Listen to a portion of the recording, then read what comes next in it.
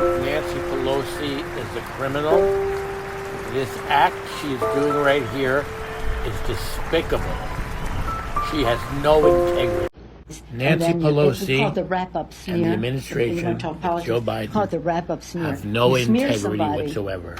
They use these wrap-up smear antics on January 6th. They used it to smear President Trump. What she did is create lies on top of lies and then broadcast it to her brainwashed followers, the Democrats. She should be in jail. And it's a tactic. I just don't even know why there aren't uprisings all over the country, and maybe there will be. People need to start taking to the streets. This is a dictator. You know, there needs to be unrest in the streets for as long as there's unrest in our lives. Enemies of the state. Show me where it says that protests are supposed to be polite and peaceful.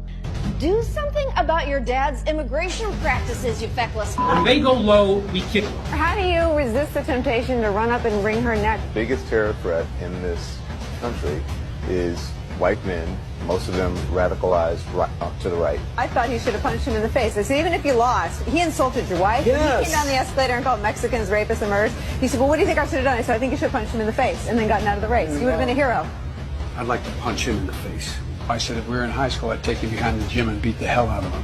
Punch some people in the face! When was the last time an actor assassinated a president? They're still going to have to go out and put a bullet in Donald Trump, and that's a fact. Look, as his character is stabbed to death. Where is John Wilkes Booth when you need him? I have thought an awful lot about blowing up the White House. A Missouri state senator is under investigation by the Secret Service after saying she hopes President Trump is assassinated. I will go and take Trump out tonight. And if you see anybody from that cabinet in a restaurant, in a department store, at a gasoline station, you get out and you create a crowd. And you push back on them. And you tell them they're not welcome anymore, anywhere. And sadly, the domestic enemies to our voting system and our honoring our Constitution are right at 1600 Pennsylvania Avenue. They're not going to stop before Election Day in November, and they're not going to stop after Election Day. And that should be, everyone should take note of that on both levels, that this isn't, they're not going to let up, and they should not. If you think we're rallying now, you ain't seen nothing yet. The former president of the United States is going to be arraigned in the courthouse that you were thinking about that day on January 6th. How does that feel for you? Well, heartbreaking, because a president of the United States did not have respect for the office that he held. Heartbreaking for the fact that some people in our country still believe him. And I respect their point of view. I don't respect the members of Congress who were under threat that night.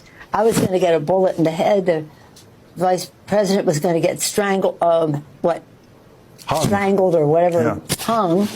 And they were all under threat, and many of them scared of what might happen. And we had, I had my security, so I wasn't particularly worried about myself. I could see on TV that they were shouting my name and coming after me and all that. And that was incited by the President of the United States. But I was more concerned about the Vice President because of what the President, what clearly he had in mind. But the most horrible part about it was, of course, the trauma it caused for people who didn't have the security I had. And the fact that when we said we're going back to the floor to show the world that the United States of America is going to have a peaceful transfer of power in this very time frame, it would not be the day because it would be came in the middle of the night,